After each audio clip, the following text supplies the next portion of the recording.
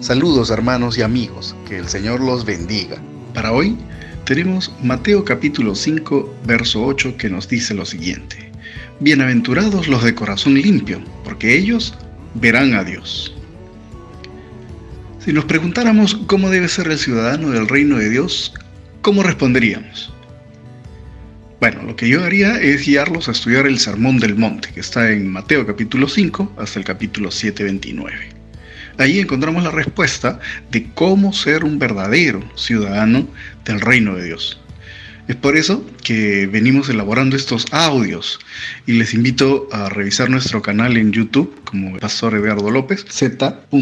para escuchar los materiales anteriores. Y nos encontramos ahora en la sección de las bienaventuranzas, que forma parte de este magnífico sermón de nuestro Señor. Estamos en la sexta bienaventuranza y tenemos Mateo capítulo 5, verso 8, que nos dice: Bienaventurados los de limpio corazón, porque ellos verán a Dios. Como siempre, antes de interpretar un pasaje es necesario que se analice el contexto. ¿Qué ocurría cuando el Señor Jesús pronunció estas enseñanzas? Me gusta hacer esto porque eso arroja luz a la comprensión del pasaje. Y debemos tener en cuenta que esta enseñanza, a decir de algunos, se fue dando en distintos escenarios, muy probablemente, ya que no habían grabadoras. Pero cuando Mateo redacta el libro, sitúa este sermón en un momento trascendental del ministerio del Señor Jesucristo. Algunos lo hacen calzar dentro de lo que se llamaría el gran ministerio en Galilea. Pero esto destaca la importancia de lo que se está diciendo y se entiende entonces que este sermón tan importante, uno de los varios sermones que Mateo va a colectar, pero este es fundamental, es un llamado de Cristo al pueblo de Dios. Debe entenderse que el pueblo esperaba la llegada de un Mesías, es decir, un rey ungido que los salvaría e instauraría una teocracia de parte de Dios mismo.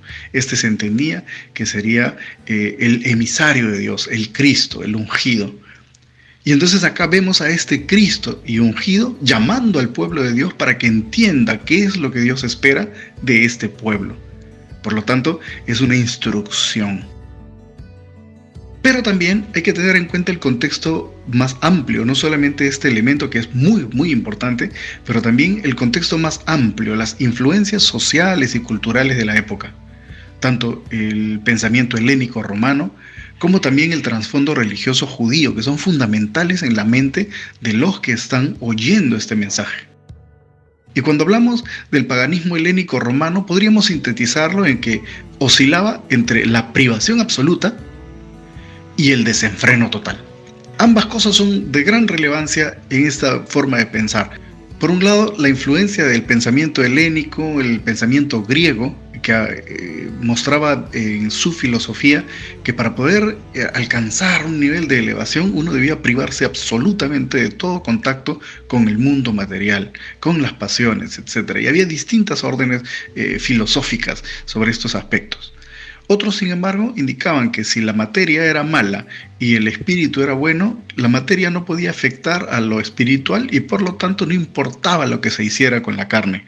Y entonces había los que propugnaban o enseñaban que uno podía tener un desenfreno absoluto y no pasaba absolutamente nada al respecto. Estas ideas paganas, además de otras muchas, obviamente de alguna manera intentarían calar en el pueblo, aunque por lo general un judío lo rechazaría.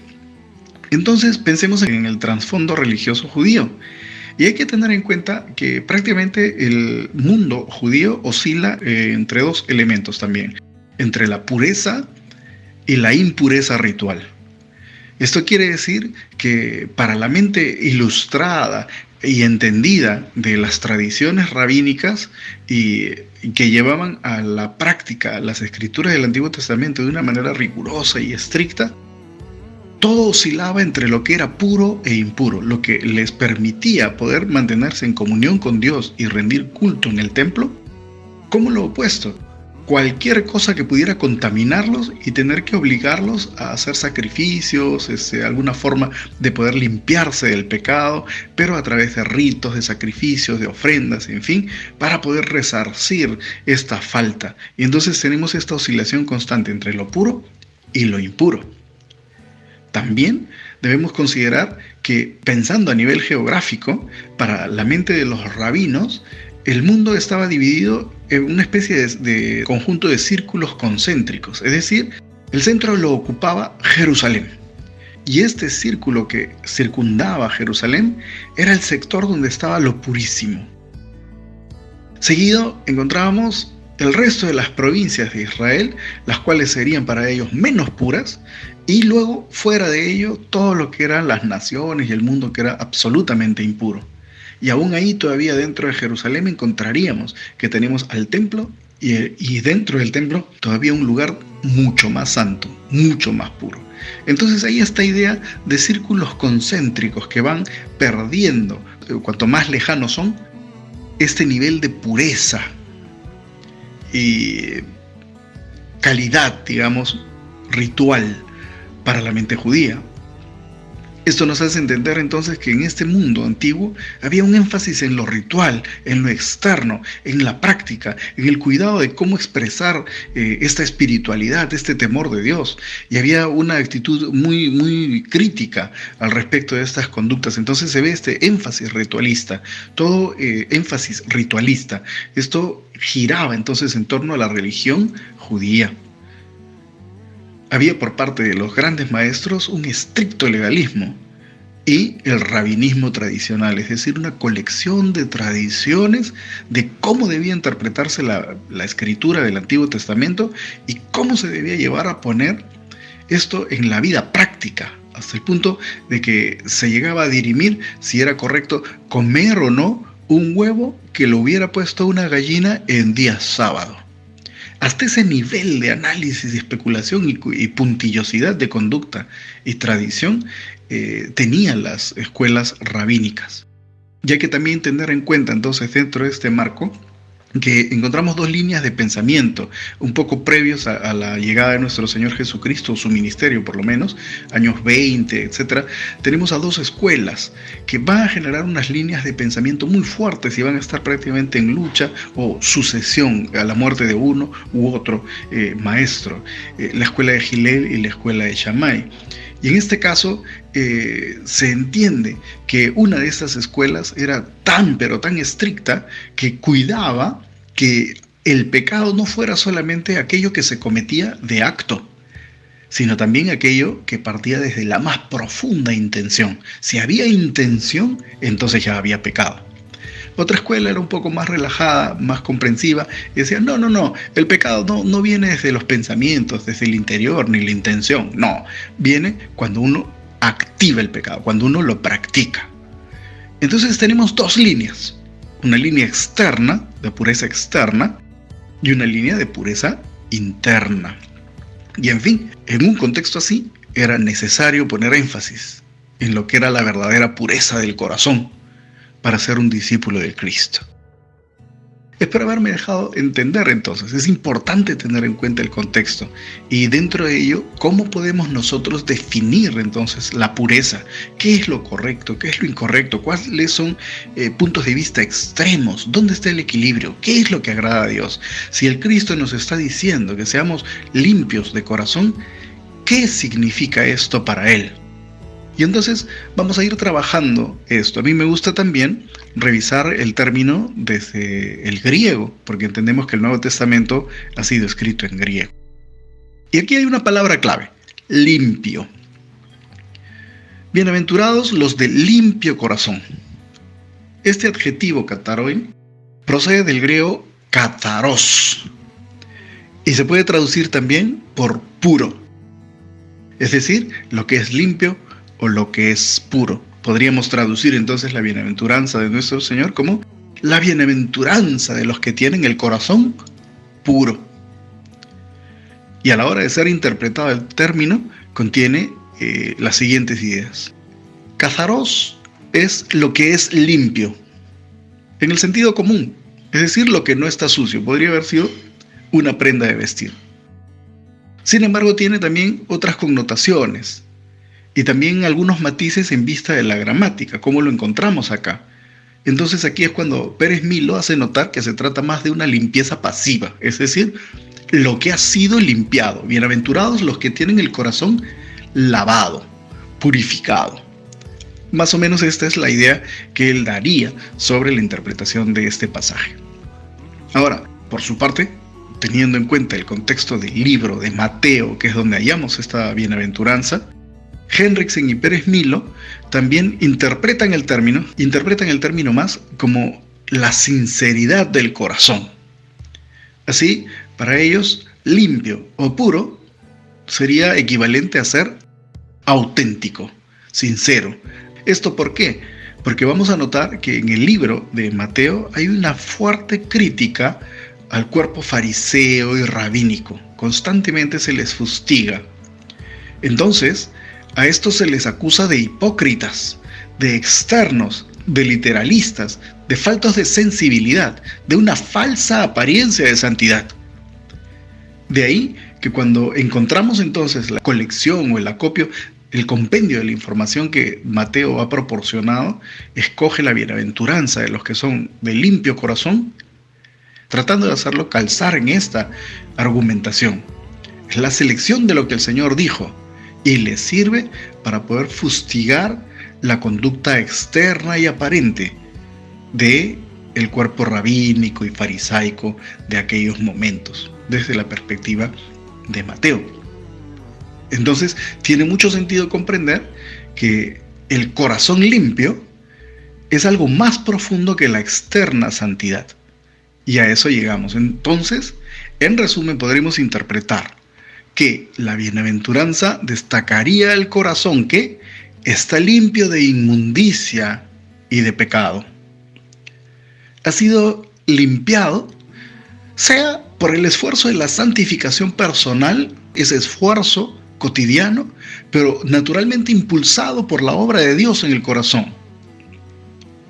El corazón limpio es un corazón que tiene fervor genuino por las cosas de Dios.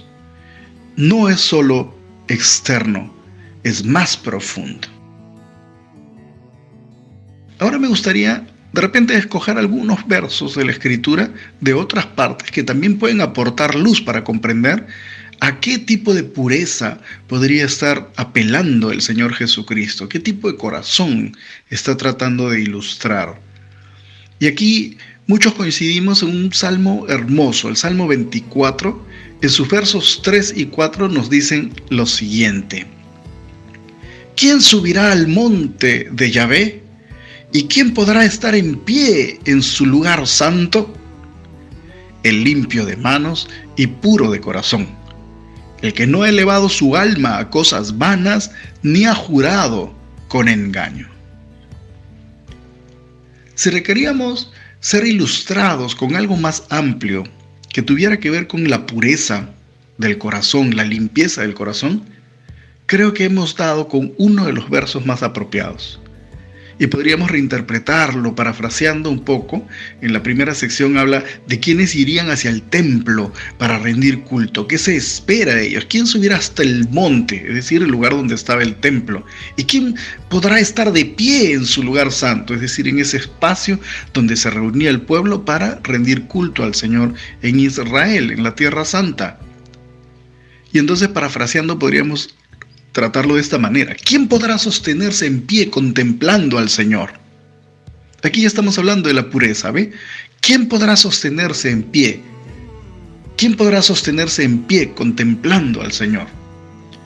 Y este par de versos del Salmo hacen primero unas afirmaciones y luego unas negaciones. Primero afirma que los que podrán estar de pie delante de Dios son los que tienen las manos limpias y el corazón limpio.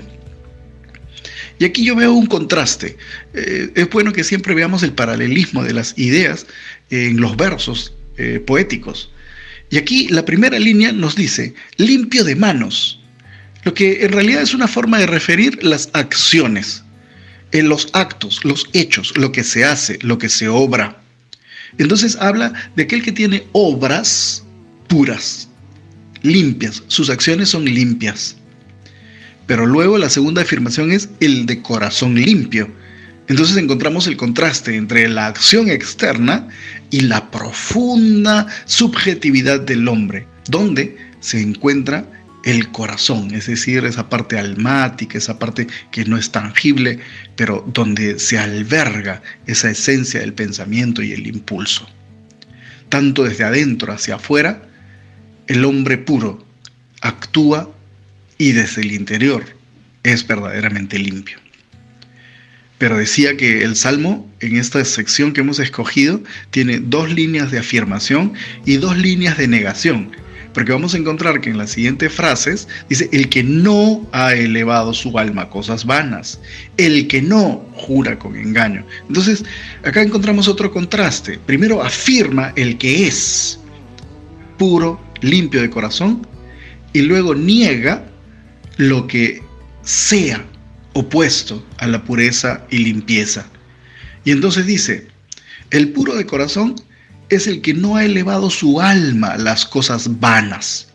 Es decir, aquel que no se ha enfocado en lo que es pueril, secundario, de poca relevancia, banal, mundano.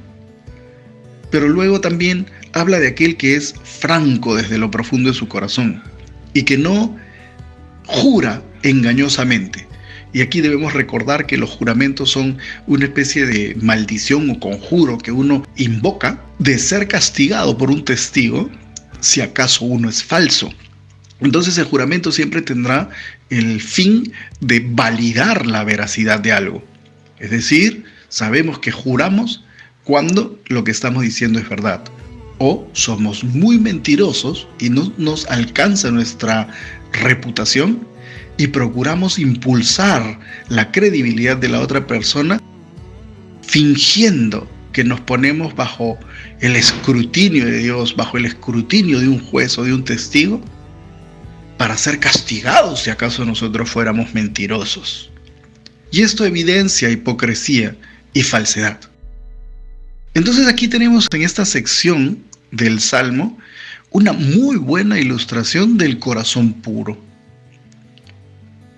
Pero hay otro excelente verso que podríamos citar, y es Mateo 23:23, cuando el Señor mismo critica: ¡ay de vosotros, escribas y fariseos hipócritas, que diezmáis la menta, el eneldo, el comino, pero dejasteis lo más importante de la ley, la justicia, la misericordia y la fe! Esto era necesario hacer sin dejar aquello.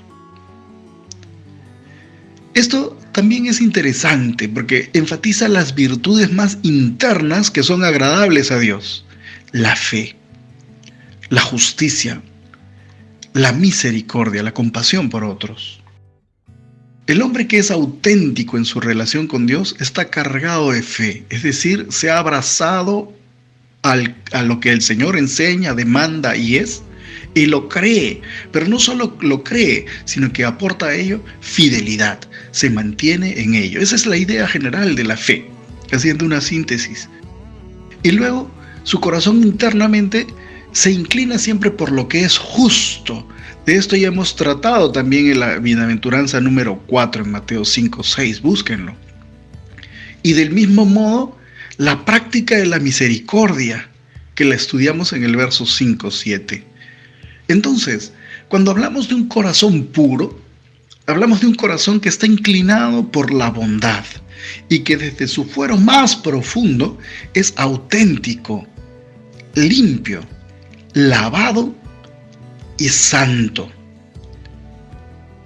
Entonces, cuando dice el Señor Jesucristo: bienaventurados los de limpio corazón, porque ellos verán a Dios, está refiriéndose a este grupo de seguidores que con sincero corazón se están entregando a la fe, con sincero corazón se están convirtiendo, con sincero corazón quieren agradar a Dios.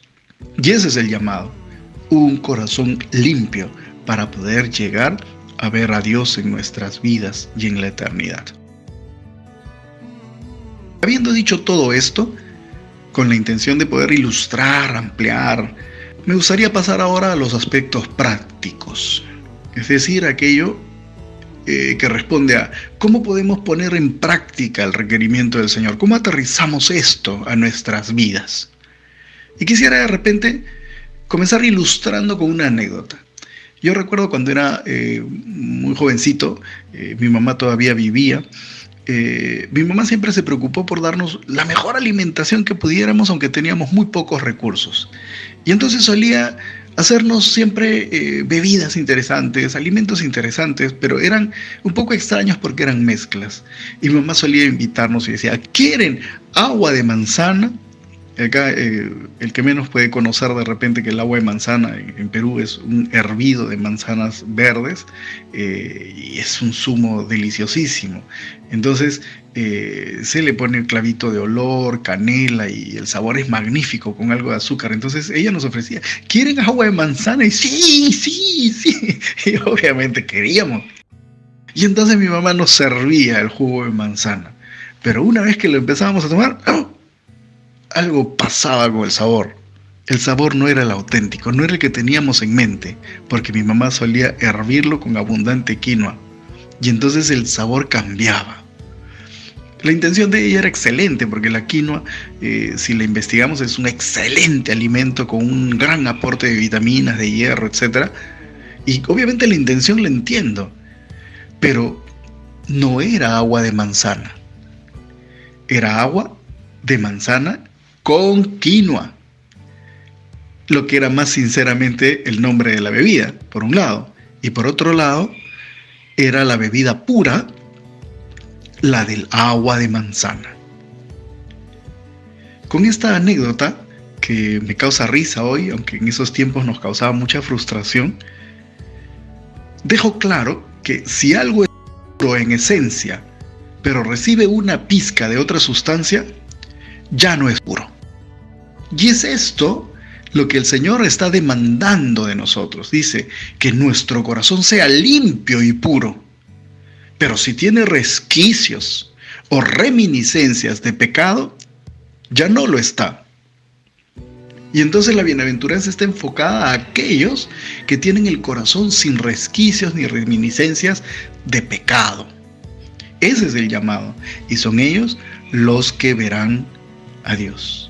Por eso, ¿cómo podemos poner en práctica el requerimiento del Señor? ¿Cómo podemos tener nosotros un corazón limpio? Respondemos, la búsqueda de la santidad absoluta, ese trabajo constante en reducir el poder del pecado y nuestros apetitos para ser cada vez más santos. En la medida que crezcamos en santidad, crecemos en limpieza y pureza. También es necesario cuidar las fuentes del pecado. Las fuentes del pecado parten desde nuestra propia naturaleza caída porque tenemos apetencias, pero estas pasan a intenciones y a pensamientos. El apetito por sí mismo no es pecado, pero cuando empieza uno a maquinar y a diseñar cómo ceder, cómo poner en ejercicio estas pasiones bajas, ya no estamos limpios. Entonces los pensamientos deben ser sosegados y dominados. Las intenciones también, porque si son de alguna manera pensamientos o impulsos, también inclinan nuestras acciones, por lo que tanto los pensamientos y las intenciones brotan en acciones y en palabras que decimos. Pero podríamos hablar también de los ojos. La Biblia habla mucho del cuidado, ¿no?, de las pasiones de los ojos. Y esto es el cuidado con los intereses que tenemos. Y también con intencionalidades y pensamientos. Pero tiene que ver con los intereses, porque el cuidado de los ojos puede hablar de pureza, como también de la represión de la codicia. Porque con los ojos se codicia, sea una pareja extraña que no es la de uno, o bienes materiales, o qué sé yo, en fin, o un puesto de trabajo, o ciertos honores. La codicia es ese deseo desordenado de tener más, y entra por los ojos. Y debe ser también sosegada, reprimida dentro del corazón que es puro y que es santo. Por lo que de repente la pureza nos lleva a pensar también en la plena inocencia, ¿verdad? Porque estos pensamientos, intenciones, apetencias, etcétera, se inclinan hacia lo malo si no somos inocentes, es decir, cándidos, infantiles en el buen sentido. El niño es inocente y muchas veces no puede percibir lo que es malo porque lo que es malo requiere hasta cierto punto experiencia. Así que la pureza y la limpieza supone inocencia. Pero que si nosotros hemos perdido la inocencia, ya tenemos muchos años y es difícil ser inocente o ingenuo, en el sentido bueno lo digo, entonces ahí cabe el ejercicio de la temperancia, es decir, el autocontrol, esa represión haciendo fortaleza de uno para ser manso, para ser santo. Así que la inocencia y la temperancia de alguna manera aportan hacia la pureza y la limpieza del corazón. Pero no obstante, a pesar de todo esto, podríamos decir que para el hombre es imposible ser limpio. Y de ahí la maravilla de la obra salvadora del Cristo. Porque sí es cierto que el Señor Jesucristo está demandando una pureza absoluta y total, perfección para agradar a Dios. Pero su propia venida a la tierra es para poder librar al hombre del peso del pecado, de la culpa que los aqueja y de ese impulso y cautividad del demonio que los lleva de continuo a lo malo. Por esta razón podemos decir entonces que si bien es cierto aspiramos a una limpieza y pureza absoluta, nuestra condición caída nos hace notar que esto es un imposible para nosotros y que es totalmente indispensable que recurramos a Cristo para su perdón, su salvación, su auxilio. Porque Él enviará a nosotros su Santo Espíritu a habitar en nosotros, lavar nuestras apetencias morales e inclinarnos hacia la voluntad de Dios. Y en el tiempo postrero, cuando Él venga por segunda vez, nuestros cuerpos serán transformados y de allí para siempre serán perfectos, limpios y puros eternamente. Concluyo entonces. De acuerdo a todo lo que hemos visto, que la cultura, que el contexto, que la gramática, que los versos de la Escritura, ¿qué es tener un corazón limpio? ¿A qué apunta el Señor Jesucristo? Y tener un corazón limpio es tener una base de la que brota la santidad y la pureza y la temperancia. El interior más profundo de nuestra alma es el corazón y debe caracterizarse por lo que es santo, por lo que es puro y por el ejercicio de la temperancia para hacer retroceder nuestra pérdida de inocencia. Pero también tener un corazón puro es haber sido redimidos por Cristo, es decir, haberle ya entregado nuestra vida a Cristo y haber sido rescatados del mundo, rescatados del imperio del maligno, y ya haber recepcionado, como si nosotros fuéramos los justos, los méritos de Jesús. En eso consistió su obra, en vivir en santidad para aportar para nosotros la obediencia que nosotros no pudimos. Así que si tomamos la obediencia de Cristo por la fe y aceptamos a Cristo como el Señor y Salvador de nuestra vida, nuestro corazón es visto por el Padre como puro, como limpio. Y si permanecemos en el discipulado, si permanecemos siguiendo a Cristo, esa condición continúa y vamos creciendo en santidad y somos agradables a Dios. Sin embargo, hay una parte que no hemos tratado en esta bienaventuranza. Es que hay beneficios de la primera cláusula. Bienaventurados los de limpio corazón, porque ellos verán a Dios. ¿Y este verán a Dios qué es? Ver a Dios, nos dice Cristo. ¿Qué implica? Creo que podemos pensar en dos aspectos, el aspecto presente y el aspecto futuro eterno. En cuanto al aspecto presente, implica gozar del favor de Dios. Esto es tener a Dios inclinado favorablemente hacia nosotros, porque aquel que ha aceptado a Cristo para Dios es agradable, es su hijo, y Él como hijo lo trata. Y tenemos el favor, el cuidado, la protección, la asistencia, la disciplina también, el perfeccionamiento a través de pruebas. En fin, Dios está allí con nosotros y gozamos de su favor, por lo que Él nos hará percibir que nos es favorable. Es beneficio también por esta bienaventuranza, cuando decimos verán a Dios, experimentar continuamente la presencia de Dios en nuestra vida. El que es auténticamente creyente puede encontrar que Dios es siempre fiel y está con nosotros, y que Dios es bueno. Si bien es cierto, atravesamos turbulencias, en fin, en cada momento, aún en los más angustiosos, confirmamos la fidelidad y el amor de Dios. Esto en cuanto al presente, pero en cuanto al futuro, definitivamente ver a Dios tiene que ver con la salvación eterna. Es decir, perdimos la comunión de Edén cuando cayó Adán. Y ser restaurados a la comunión con Dios, pasear por el paraíso con nuestro Señor, poder tener comunión íntima con Él, en esa salvación eterna es también de alguna manera ver a Dios. Y aquí entra la controversia de la visión beatífica. Para unos efectivamente podremos ver a Dios. Para otros, no, ver a Dios es simplemente gozar de su favor, porque un atributo de Dios es la invisibilidad. Dios no puede ser visto. Sea que le veamos, o sea que no le veamos, lo cierto es que queremos ser salvos y siempre tener comunión con Él. Y esto es lo que se nos promete, estar con Él y de alguna manera experimentar esa visión beatífica, estar con Él. Pero si no le vemos al Padre como es, que nos gustaría, como de repente Moisés pudo ver la espalda del Señor, lo que sí es cierto es que veremos al Cristo. Y algunos podrían apuntar a que veremos a Dios a través de Cristo. Al ver a Jesús por fin venido por segunda vez y tener la eternidad con Él, estamos viendo a Dios. Amados, después de haber reflexionado en todas estas cosas, entonces piense en el desafío que le toca a usted. ¿Se esforzará usted por tener un corazón limpio? ¿Recurrirá usted a Cristo como su Salvador? Que así sea. ¡Oh, la bienaventuranza de los de corazón limpio! Porque ellos verán a Dios. Oramos. Señor amado, gracias por esta reflexión que nos lleva a entender lo que tú esperas de nosotros, que es una pureza absoluta.